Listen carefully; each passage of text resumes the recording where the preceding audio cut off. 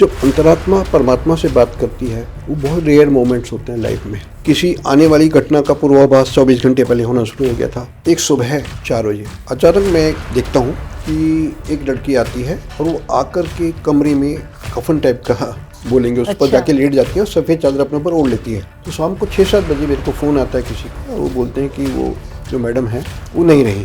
जब मैं उनके घर गया तो वो जो मैंने सुबह देखा था वही सीन, सफ़ेद चादर ओढ़े जमीन पर। तो एक बार उनकी श्रीमती जी को कुछ वोकल कॉर्ड में प्रॉब्लम हो गई, उनकी आवाज़ बिल्कुल बंद हो गई। तब उनको किसी ने कहा कि चंडीगढ़ में कोई राम दरबार, श्री राम दरबार है, तो वहाँ वो उनको ले गए। तो उन्होंने देखा और उनको इशारा किया कि हॉल में भोजन कीजिए। तो उनकी श्रीमती जी ने उनसे कहा कि देखो ये पानी ठंडा है, इसको ठंडा पानी मत पीने दीजिए। तो उन्होंने देखा कि कौन बोल रहा है, उनका तुम्हारी तो आवाज़ बंद है, तुम्हारा तो वोकल कॉर्ड में प्रॉब्लम है, कि तुम बोली हो। There are many dimensions of life. तुम जिस डायमेंशन में रह रहे हैं वो प्रेजेंट डायमेंशन है जो घट रहा है। कहीं दूसरे डायमेंशन से कोई घटना बहती हुई आ रही है जो इस समय हम देख रहे हैं। आप टीवी पर कोई सीरियल देख रहे हो, लेकिन जब उसकी रिकॉर्डिंग हुई है तो रिकॉर्डिंग का समय कोई और था, देख आप अब रहे हो। तो कई बार परमात्मा उसका आने वाली घटना का ट्रेलर भी आपको दिखा देता है। उन्होंने पूछा कि बेटा क्या खाओगे, वेज या नॉन वेज? लड़की ने कहा आज तो मंगलवार है, आज तो मैं वेज लूँगी, नॉन वेज नहीं लूँगी। तो उसके अंकल ने कहा देखो बेटा एक बात मैं आपको बोलना चाहता हूँ, अगर कोई चीज़ बुरी है तो सिर्फ मंगलवार को बुरी नहीं, रोज बुरी है, बुधवार को भी बुरी है और सोमवार को भी बुरी है। बिल्कुल। नमस्ते साथियों, स्वागत है आप सबका आपके फेवरेट चैनल स्पिरिचुअल अवेकनिंग भक्ति प्रभा में। आज हम इस एपिसोड में बात करेंगे सीए राजीव जायसवाल जी से, जिन्होंने 6 बुक्स लिखी हैं। साथ ही उनके जीवन में बहुत सारे डिवाइन एक्सपीरियंसेस हुए। वो चक्रा हीलर भी हैं, मेडिटेटर भी हैं, स्पिरिचुअल गाइड भी हैं। बहुत सारी स्पिरिचुअलिटी में उन्होंने उपलब्धियां हासिल की हैं। तो चलिए आज की इस सिलसिले को शुरुआत करते हैं। राजीव जी, आपका बहुत बहुत स्वागत है हमारे चैनल पे। नमस्कार, धन्यवाद। राजीव जी, आप एक सीए हैं, चार्टर्ड अकाउंटेंट जी। और आप एक स्पिरिचुअल फील्ड में हैं, आपने बुक्स भी लिखी। ये ट्रांजिशन कैसे आया आपके जीवन में? देखिए, मैं वैसे तो सीए हूँ जी, प्रैक्टिस में हूँ, और ये सवाल मुझसे बहुत से लोग पूछते हैं कि जो चार्टर्ड अकाउंटेंट्स होते हैं वो तो नंबर्स में डील करते हैं, अकाउंट्स में डील करते हैं, बड़ा रुखे होते हैं। और मैं अध्यात्म के फील्ड में कैसे आ गया, पर्टिकुलरली जो मेरी बुक्स भी मैं लिखी हैं, मेरी स्पिरिचुअल बुक्स भी हैं, रोमांटिक बुक्स भी हैं, और अभी जो मेरी रिसेंट बुक आई है अमेजिंग रियल लाइफ मिरेकल्स, ये मेरी रिसेंट बुक है, अमेजन पर भी उपलब्ध है जी। ये 6 किताबें मैंने लिखी हैं। अब ये जो एक मैं मान के चलता हूँ कि अध्यात्म का एक बीज शायद बचपन से ही मेरे मन में था जी। जब मैं बहुत छोटा था तब भी मैं कहीं ना कहीं सोचता था कि मैं क्या शरीर हूँ। उस समय भी मैं ये बात सोचता था जी जी। मेरे मन में उस समय ये निश्चित रूप से बात आती थी कि शायद मैं कुछ और हूँ, ये शरीर तो मैं हूँ नहीं। तो ये जो सोचना है ये धीरे धीरे, अच्छा इससे भी बड़ी बात मैं आपको ये बताऊँ कि अध्यात्म का जो बीज होता है व्यक्ति के जीवन में, जो आध्यात्मिक रास्ते पर चलता है, शायद और गहरा होता है। गहरा मतलब जो जड़ें होती हैं वो दिखाई नहीं देती जी जी। वो शायद उसके पूर्व जन्मों से आता है। बिल्कुल हो सकता। तो जब बुद्ध बने थे तो एक जन्म में नहीं बन गए थे, उनके कई जन्मों का रूपांतरण तपस्याएं थी। तो बुद्ध महावीर बने थे, तो वो तो बहुत बड़े आध्यात्मिक व्यक्तित्व थे।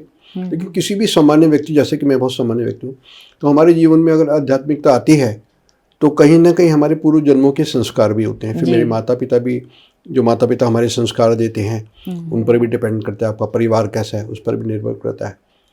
तो यही कारण रहा कि मेरे मन में आध्यात्मिकता प्रारंभ से थी, लेकिन धीरे धीरे जैसे वो बीज पौधा बना, पौधा बन के पेड़ बना जी जी। तो अब वो इस फॉर्म में है जिसमें आप देख रहे हैं। तो आपने राजीव जी 6 किताबें लिखी जी। ये आपको कैसे आया अंदर से कि मुझे किताबें लिखनी चाहिए? मेरी माता जी जो हैं वो हिंदी की अध्यापिका भी रहीं और प्रिंसिपल भी रहीं अपने स्कूल की। मेरे पिताजी बहुत अच्छा लिखते हैं, वो गजेटेड ऑफिसर रहे हिंदी का, उनका हिंदी ऑफिसर रहे। तो लेकिन मैं आपको एक चीज़ बताऊं कि मैं अभी सीए हूँ, लेकिन मेरा सब्जेक्ट साइंस था। अच्छा। और मैंने हिंदी तो उस समय तक पढ़ी नहीं थी, वहाँ पर इंग्लिश में ही हम लोग पढ़ते थे। बीकॉम में भी जब हमने किया इंग्लिश सब्जेक्ट था, लेकिन मेरी हिंदी शुरू से अच्छी रही। और जो मेरी पहली कविता थी, आपको जानकर हैरानी होगी, शायद मैंने 6th क्लास में लिखी थी। क्लास 6th में? और वो मजाक मजाक में लिखी थी। हमारी एक टीचर होती थी, तो स्कूल की एक मैगजीन निकलनी थी, तो उन्होंने बच्चों से कहा कि स्कूल मैगजीन के लिए बच्चों को बोला कि जी प्रेरणा देते हैं, आप कुछ लिख के लाइए। हाँ। तो मैंने पहली जो मेरी कविता थी, कुछ लाइनें मैंने उन पर लिखी थी। उसके बाद धीरे धीरे धीरे धीरे धीरे अब कॉलेज में आए, स्कूल से कॉलेज में आए, कॉलेज के बाद आगे बढ़े, तो जीवन में जो परिवर्तन होते हैं, पहले रोमांटिक पोएम्स होती हैं, उसके बाद उनका रूपांतरण आध्यात्मिक में होता है, सांसारिक में होता है, ये सब कविताएं लिखते रहे। और बाद में जाकर के मैंने, जब मेरे पास काफ़ी कलेक्शन हो गया, तो मेरी पहली जो किताब थी वो थी ईश्वर से संवाद। अच्छा। और वो जो उसका शीर्षक है, उसकी पहली कविता है, उसका नाम है ईश्वरीय संवाद, उस पर आधारित है। वो वास्तव में कविता नहीं है, वो वास्तव में ईश्वर से हमारा संवाद है। हमारे जीवन में कई बार बहुत सी समस्याएं आती हैं, बहुत सी परेशानी आती हैं, और कई बार ऐसे मोमेंट्स आते हैं आपकी लाइफ में जब आप ईश्वर से बात करते हो, ईश्वर आपको जवाब देता है। ऐसा बहुत रेयर केसेज में होता है जी। तो मेरे जीवन में भी एक बार ऐसा हुआ कि मैंने कुछ सवाल किए और ईश्वर ने मुझको जवाब दिए। तो वो मैंने जैसा उन्होंने जवाब दिया, मैंने पोइटिक वे में वो लिख लिए। तो वो मेरी पहली किताब थी। उसके बाद माधो हम तेरे खेल खिलौने लिखी, उसके बाद मन राजीव कबीर हो गया लिखी, फिर मन वहीं खड़ा रहा लिखी, फिर मैंने अपने बचपन की बायोग्राफी लिखी, मेरा बचपन, जो मेरे बचपन के संस्मरण है। बचपन हर व्यक्ति को बहुत अच्छा लगता है, यादगार होता है। जी। परिवार के साथ, दादा दादी के साथ, नाना नानी के साथ, बच्चों के साथ में, अपने उस परिवेश में जो बचपन का परिवेश होता है, मैंने मेरा बचपन लिखी। और उसके बाद मैंने ये किताब लिखी recently, amazing real life mysteries. ये वाली, ये अमेजिंग रियल लाइफ मिस्ट्रीज। हाँ जी। और ये अमेजन पर उपलब्ध है। अचानक कुछ ऐसी घटनाएं होनी प्रारंभ हुई जो एक चमत्कार थी। जी। मेरा परिवेश, मेरा परिवार आर्य समाजी परिवार से हम लोग रहे, लेकिन कुछ एक घटनाएं ऐसी होनी शुरू हुई जो इंट्यूशंस थी, पूर्वाभास थे। किसी आने वाली घटना का पूर्वाभास 24 घंटे पहले होना शुरू हो गया था। जब ऐसी घटनाएं एक बार नहीं, दो बार नहीं, बहुत सी हुई, तो मैंने उनको लिखना शुरू किया। तो मैंने कुछ लोगों से बात की। जब लोगों को पता लगा मेरे फ्रेंड सर्कल में, मेरी जान पहचान में, कि मैं लिख रहा हूँ, तो मुझसे बहुत से लोगों ने कहा कि जब आप ये लिख रहे हैं तो उनके जीवन में भी, कुछ लोगों के जीवन में घटनाएं हुई थी। तो उन्होंने कहा हम भी आपको बताते हैं। तो इसमें उन लोगों की भी बहुत सी स्टोरीज मेरे अलावा। जी। तो ये किताब अभी आई है। ये मेरी यात्रा है, स्पिरिचुअल आपकी जर्नी। ये भी अभी जो वर्ल्ड बुक फेयर आ रही है फरवरी में, ये किताब वहाँ पर अवेलेबल रहेगी, नोशन प्रेस। तो ये मेरी यात्रा है जी पुस्तकों की। राजीव जी, जैसे आपने बताया कि आपने 6 किताबें लिखी, उसमें एक किताब आपने बताई कि ईश्वर से संवाद। आपने कहा कि आपने ईश्वर से कुछ प्रश्न किए जिनके आपको उत्तर मिले। मैं जानना चाहूंगी वो उत्तर किस तरीके से मिले, किस रूप में मिले आपको ईश्वर से? ये बहुत अच्छा आपका सवाल है। ज़्यादातर लोग ये जानना चाहते हैं कि हम ईश्वर से बात कैसे कर सकते हैं। जी। दो तरह से बात होती है। जैसे हम और आप बात कर रहे हैं, मैंने आपसे कुछ, कोई हम फिजिकली हम लोग एक दूसरे को देख सकते हैं, एक दूसरे की बात को सुन सकते हैं, लेकिन एक आवाज़ हमारे भीतर भी आती है, जो अंतरात्मा की आवाज़ होती है। वो हमारी अपनी आवाज़ होती है। और एक आवाज़ परमात्मा की आवाज़ भी होती है। जब अंतरात्मा परमात्मा से बात करती है, वो बहुत रेयर मोमेंट्स होते हैं लाइफ में। जब हमने कोई सवाल किया और हमसे कोई जवाब हमको नहीं मिल रहा है, या हम बहुत परेशान हैं कि हमारे साथ ऐसा क्यों हुआ है, और कई बार परमात्मा उनका जवाब देता है। और ये भी होता है कि कोई, हम अपने जीवन में कुछ करना चाहते हैं, कुछ बनना चाहते हैं, कुछ अपने जीवन को कोई रूप देना चाहते हैं जो हमारी कल्पना है। तो अगर हम परमात्मा से बार बार आग्रह करते हैं, परमात्मा को बार बार बोलते हैं कि हम ये करना चाहते हैं, हम वैसा बनना चाहते हैं, परमात्मा कई बार हमारे उस बात को सुन के हमको, कुछ ऐसी जीवन में घटनाएं घटित होती हैं, कुछ ऐसे लोग हमारे से मिलते हैं, तो जो हम बनना चाहते हैं, जो हम करना चाहते हैं, वो हमारे जीवन में हो जाता है। तो परमात्मा से बात आप कर सकते हो अगर आप में परमात्मा की आवाज़ को सुनने की वो क्षमता हो। राजीव जी, अब आते हैं आपकी इस नई बुक के ऊपर। मुझे सबसे ज़्यादा क्यूरियोसिटी इस बुक के बारे में है, क्योंकि इसमें आपके लाइफ के वो एक्सपीरियंसेस हैं और साथ में आपके से जुड़े उन लोगों के भी एक्सपीरियंसेस हैं। तो मैं चाहूँगी कि आप हमारे व्यूअर्स को इस किताबों में जो बेस्ट एक्सपीरियंसेस है वो प्लीज़ शेयर कीजिए। हाँ, ये मैं बताना चाहूँगा। मैं तो चाहूँगा दर्शकों से कि इस किताब को अमेजन पर उपलब्ध है, अमेजिंग रियल लाइफ मिस्ट्रीज, और उस किताब को वहाँ से लें, अमेजिंग रियल लाइफ मिस्ट्रीज, और उसमें पढ़ें जो हमारे जीवन में चमत्कार होते हैं, जो आमतौर पर आप ने पढ़े होंगे, सुने होंगे, वो जो चमत्कार होते हैं सिद्ध लोगों के जीवन के आपने पढ़े होंगे, सिद्ध लोग जो होते हैं उनके जीवन में जो चमत्कार होते हैं। लेकिन ऐसे भी बहुत से मिरेकल्स होते हैं, बहुत सी मिस्ट्रीज होती हैं, बहुत से विजन्स होते हैं, बहुत से पूर्वाभास होते हैं जो कि साधारण और आम लोगों के जीवन में होते हैं। तो ये जो मेरे जीवन में हुए और जो आम आदमी के जीवन में हुए, उन सब का जो वर्णन है वो मैंने इस पुस्तक में अपनी कर रखा है। राजीव जी, इसमें आपने बताया ये तो खजाना है जिसमें बहुत सारे एक्सपीरियंसेस हैं। मैं चाहूंगी आप अपने लाइफ का बेस्ट एक्सपीरियंस बताइए।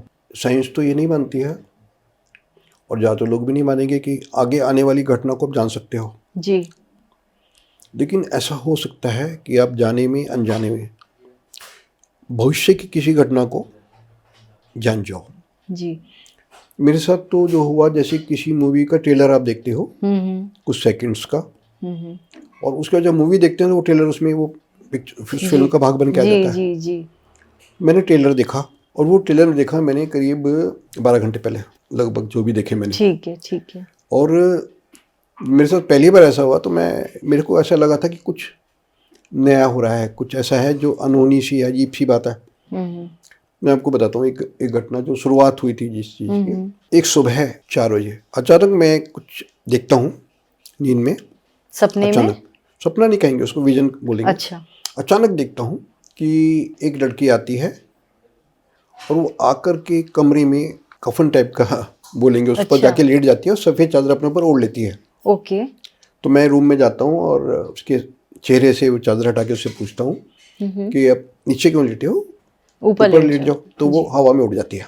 मैं एकदम से उठ गया, ये शायद कुछ सेकंड्स का ही था। मैंने अपनी श्रीमती जी को भी, वंदना को भी मैंने उठाया, उनको बताया, और उसके बाद कुछ ऐसा अनुभव हुआ कि जैसे I was unable to sleep. मुझे लगा कि कुछ अनोखी बात है, कुछ ऐसी बात हुई है जो शायद होने वाली है।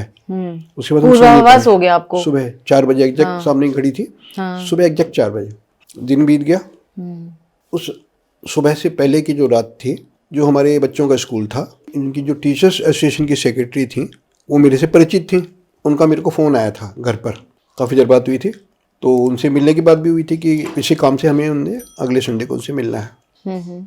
अच्छा, अभी ये घटना हो गई सुबह की। मैं सारे दिन परेशान रहा कि क्या हो सकता है। जी जी। तो शाम को 6-7 बजे मेरे को फ़ोन आता है किसी का। वो बोलते हैं कि वो जो मैडम है, नाम नहीं ले रहे यहाँ पर, हाँ, वो नहीं रही। ओहो, अच्छा। अब जिस चीज़ की मैं सारा दिन इंतजार कर रहा था कि कौन सी ऐसी घटना होने वाली है, वो सामने आ गई। उसके बाद मैं उनके घर गया। जब मैं उनके घर गया तो वो जो मैंने सुबह देखा था वही सीन, सफ़ेद चादर ओढ़े जमीन पर, जी, फर्श पे कोई लड़की लेटी है। जी। जा करके मैंने चादर, उनका फेस भी, चादर उठाकर उनका फेस भी देखा। वो 12 घंटे बाद, वो 12-13 घंटे के बाद वो सेम रिपीट हो रहा हो गया था। फिर ये इंसिडेंट लगातार होने शुरू हुए जी, एक के बाद एक, 10 दिन बाद, 15 दिन बाद, अच्छे भी बुरे भी ऐसे शुरू हुए। राजीव जी, एक सेकंड आपको टोकना चाहूंगी। जब आपने सुबह 4 बजे वो देखा था कि एक लड़की आई है और नीचे लेटी हुई है और उसने अपने ऊपर चादर डाल लिया, क्या उस लड़की का चेहरा भी आपने देखा था? नहीं। अच्छा, सिर्फ आपने एक लड़की की वो आकृति देखी थी जो आकर लेट गई। ओके। क्योंकि अगर आपको ये भी मालूम पड़ जाता कि कौन है, फिर तो परमात्मा बन गए। जी, वही मैं जानना चाह रही थी एक्चुअली। क्योंकि घटना तो देख ली, लेकिन किसके साथ घटने वाली है ये नहीं पता चला। ये नहीं पता था। जी, प्लीज कंटिन्यू करें। बहुत से अच्छे अनुभव भी हुए आध्यात्मिक यात्रा में, ध्यान के दौरान भी बहुत से अनुभव हुए। तो इन चीज़ों से मेरे को लगा कि इन सब चीज़ों को नोट डाउन करना चाहिए, इनको लिखना चाहिए। मेरे जो परिचित हैं उनके साथ भी बहुत सी घटनाएं हुई। तो आप जो आपके परिचित थे उनके साथ क्या हुआ था ऐसा जो उन्होंने आपके साथ इस बुक में शेयर किया? बहुत से परिचित हैं इसमें मेरे। कुछ के बारे में शेयर कीजिए, क्योंकि हो सकता है ये किताब सब तक ना पहुंचे लेकिन ये उनके एक्सपीरियंस सब तक पहुंच पाए। एक बार हमारे बच्चों के स्कूल से जो फॉरेन स्टूडेंट्स आते हैं, उस स्कीम के अंदर 2 रशियन बच्चे हमारे घर में आकर के रुके थे। तो जिस दिन उनको जाना था, उसे मैंने सोचा था कि इवनिंग में इनको जाना था कि इनको भगवत गीता इंग्लिश में कहीं से हम ला कर इनको गिफ्ट देंगे जी। नहीं ला पाया, भूल गया। शाम को जब वो उनका जाने का टाइम था तो मैंने कहा लाना भूल गए, और आसपास कहीं मिलते भी नहीं थे। तो इत्फाकन हमारी श्रीमती जी ने कहा, जो पास में एक मंदिर था सोसाइटी के गेट के बाहर, कि मंदिर तक होके आते हैं।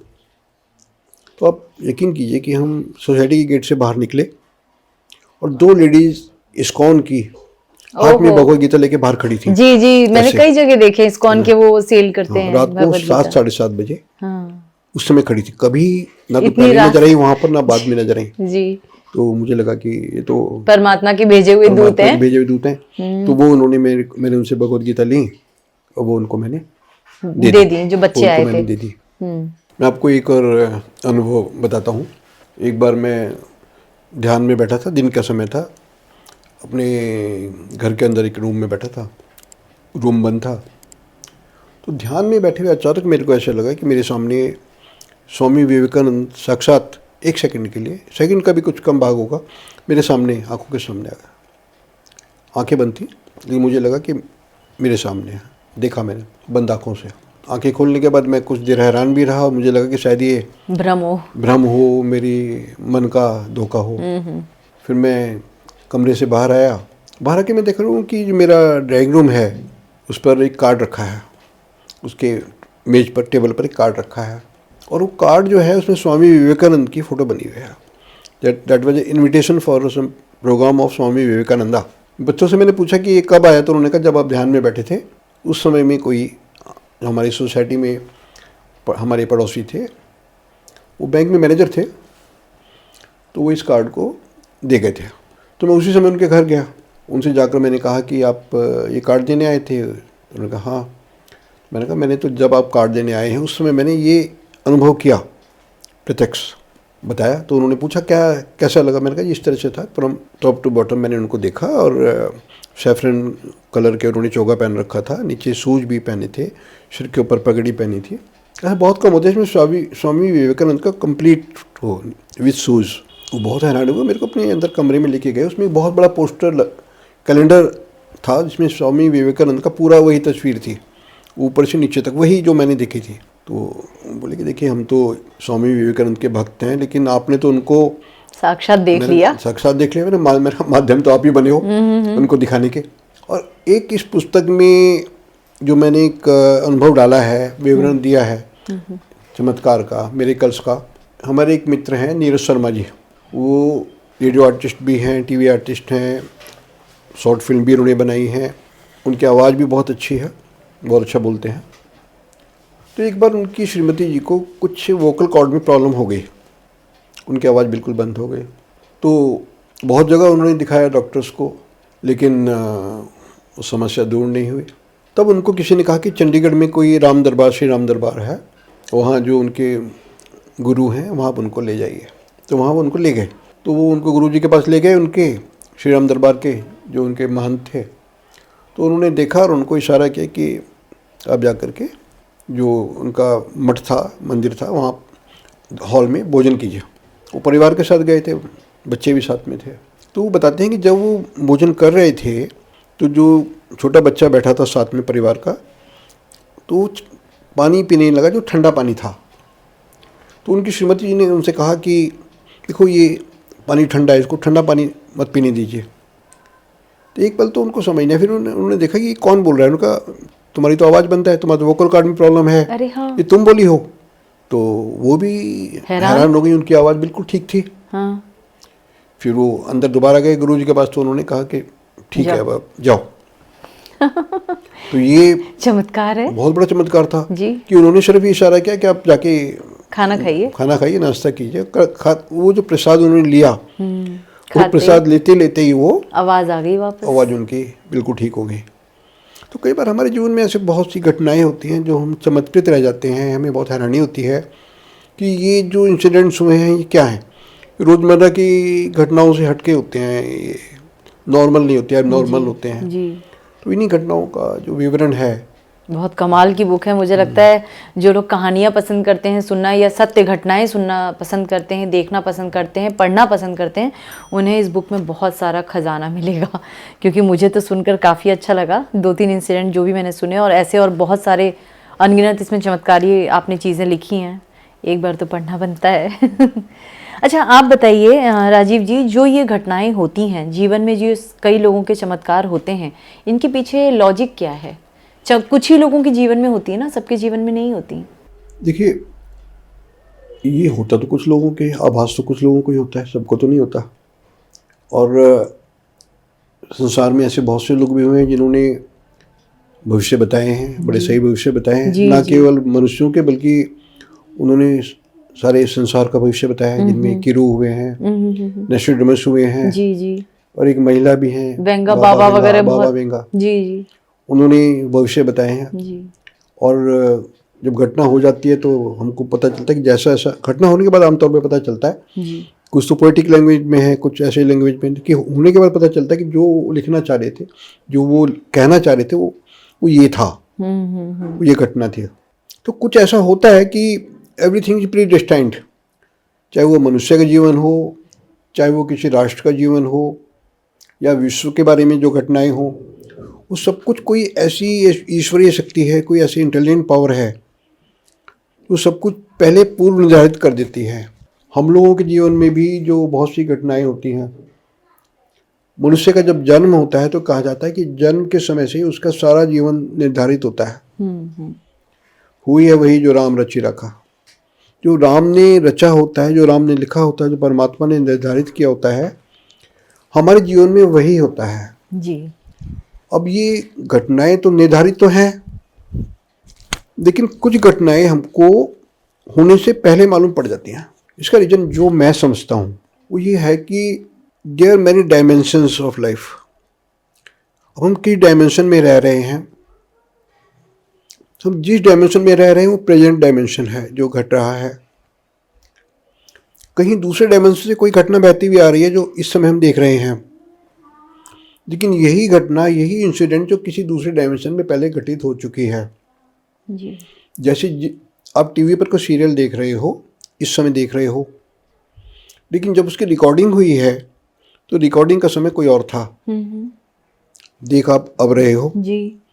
या उस मूवी को कोई ट्रेलर आप देख रहे हो, मूवी के आने से पहले ट्रेलर आप देख रहे हो जी। तो कई बार परमात्मा उस आने वाली घटना का ट्रेलर भी आपको दिखा देता है। किसी और डायमेंशन में घटना हुई, उसकी रिकॉर्डिंग हुई, हम उसके हमारे साथ घटित अब हो रही है, तो आज हम उसको देख रहे हैं। ये भाई इंसिडेंट है इनके चक्र जागृत होने शुरू हो गए हैं, जिनका ये जो हम इसको बोलते हैं वाईफाई, जो हमारा सहस्रार होता है। हाँ जी, हाँ जी। क्योंकि घटनाएं फैली पड़ी हैं। अब किस फ्रीक्वेंसी को आप कैच कर रहे हो, जैसे अपने रेडियो को लगाया, किसी फ्रीक्वेंसी को कैच कर रहा है, टीवी को अपने चैनल्स को प्रेस किया, किस फ्रीक्वेंसी को वो कैच कर रहा है, कौन से चैनल को वो कैच कर रहा है, उसको आप देख सकते हैं। तो जो घटना आपके सामने से गुजर रही है, आपके चारों तरफ माहौल जो है, जो वातावरण है, उससे गुजर रही है, बहुत सी घटनाएं हैं, आप उनको देख पा रहे हो एट ए ग्लांस कुछ, तो वो हमारे सहस्रार के माध्यम से, हमारे ब्रेन के उस पोर्शन के माध्यम से जो जागृत हो गया है। हमारा ब्रेन एक बड़ा सुपर कंप्यूटर है जी साइंटिफिकली, और उस सुपर कंप्यूटर में जब वाईफाई ऑन हो जाता है, वाईफाई ऑन होने के बाद में आप, अब एक लैपटॉप है, जब तक उसका वाईफाई ऑन नहीं है वो एक बाहर की दुनिया से कटा हुआ है, लेकिन जब उसका वाईफाई ऑन है, उससे जुड़ गया है, तो अब आप उसमें फेसबुक भी ओपन कर सकते हो, उसमें आप जूम पूरी दुनिया आ जाती है, उसके अंदर पूरी दुनिया आ जाती है। तो हमारे सुपर कंप्यूटर ब्रेन में जब वो ओपन हो जाता है तो आप जाने अनजाने ऐसी बहुत सारी घटनाओं को अब देखिए। साइंटिफिक रीजन इसका मैं तो यही समझता हूँ। और जो लोग एस्ट्रोलॉजर्स हुए बड़े, उनको शायद वो कंप्यूटर जो था उनका वो ज़्यादा एक्टिव था, उनका वाईफाई ज़्यादा एक्टिव था, उस घटना को पूरा बताने में सक्षम थे, वो देख लेते थे, देख के बता देते थे जी। तो राजीव जी, आप तो चार्टर्ड अकाउंटेंट, एक सीए हैं, और आप स्पिरिचुअलिटी में काफ़ी नॉलेज रखते हैं और काफ़ी आप एक हीलर भी हैं इनफैक्ट आप तो आप बहुत गहराई से स्पिरिचुअलिटी में इस समय डूबे हुए हैं। तो आपकी इस स्पिरिचुअल जर्नी में क्या आपके कोई गुरु भी बने?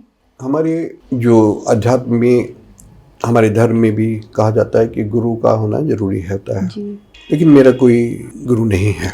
मैंने परमात्मा को अपना गुरु बना लिया था। अब ये परमात्मा गुरु बनाना बहुत कठिन होता है। आप साक्षात गुरु से बात भी कर सकते हैं, उससे गाइडेंस भी ले सकते हैं, पूछ भी सकते हैं। जब आप परमात्मा को गुरु बना लेते हो तो आपको बहुत असमंजस में रहना पड़ता है कि कौन सी बात परमात्मा आपसे बोल रहा है, कौन सी बात परमात्मा आपकी सुन रहा है, नहीं सुन रहा है। जी जी मेरी जी। जो किताब भी ईश्वरीय संवाद थी उसी बारे में थी। लेकिन मेरे साथ ये घटित हुआ है, परमात्मा को गुरु बनाया है, परमात्मा ने हर रास्ते पर मुझे गाइड किया है। लेकिन अगर भविष्य में कोई मुझे ऐसा गुरु कोई मिलता है जो मुझे उस तरफ लेके जा सकता है जहाँ मैं जाना चाहता हूँ, परमात्मा की ओर आगे, तो मैं चाहूंगा कि ऐसा कोई गुरु मिले, उससे इनकार नहीं है जी। लेकिन अभी तक मुझे कोई ऐसा गुरु। दूसरी बात मैं आपको ये बताना चाहूंगा, जब गुरु की बात आती है, गुरु एक दरवाजा है, हाँ जिस दरवाजे को खोल के हमें आगे बाहर जाना है। जी। लेकिन लोग क्या करते हैं, उस दरवाजे पर ही खड़े रहते हैं। बहुत सही कहा आपने, एग्री। क्योंकि हमको गुरु के रास्ते बाहर, गुरु के माध्यम से परमात्मा से मिलना है। एक बार मैंने एक कहानी पढ़ी थी कि एक बार एक लड़की ने सपना देखा कि उनको भगवान बोल रहे हैं कि कल मैं सुबह 10 बजे तो मुझे रेस्टोरेंट में आके मिलूंगा। तो सुबह उठ के उसने अपनी मदर को ये बात बताई कि मेरे को भगवान ने ऐसे मैसेज दिया है कि कल मैं तुमको 10 बजे आके रेस्टोरेंट में मिलूंगा। तो मदर ने कहा बेटा चलो, हो सकता है कोई ऐसी बात हो, तुम चले जाओ सुबह 10 बजे रेस्टोरेंट में। तो वो सुबह 10 बजे रेस्टोरेंट में चली गई, आके बैठ गई, वहाँ पर चाय का ऑर्डर दिया। तभी एक सज्जन जो उनके परिवार के परिचित थे, बुजुर्ग थे, उस रेस्टोरेंट में उनको नजर आए और उन्होंने उनको देखा। तो वो उसके पास आके बोले बेटा तुम यहाँ कैसे बैठे हो? तो उसने कहा कुछ नहीं अंकल, वो ऐसी कॉफ़ी पीने के लिए आ गए थे। तो वो भी बैठ गए। तो उन्होंने पूछा कि बेटा क्या खाओगे, वेज या नॉन वेज? लड़की ने कहा आज तो मंगलवार है, आज तो मैं वेज लूँगी, नॉन वेज नहीं लूँगी। तो उसके अंकल ने कहा देखो बेटा एक बात मैं आपको बोलना चाहता हूँ, अगर कोई चीज़ बुरी है तो सिर्फ मंगलवार को बुरी नहीं, मंगलवार को भी बुरी है, बुधवार को भी बुरी है और सोमवार को भी बुरी है। बिल्कुल। और अगर कोई चीज़ अच्छी है रोज अच्छी, अगर आपको अच्छा लग रहा है रोज खाओ। और आपको अगर लग रहा है कि वो मंगलवार को आध्यात्मिक दृष्टि से आपको ऐसा लग रहा है कि नहीं खानी चाहिए, तो फिर उसको मत खाओ। क्यों खाते हो?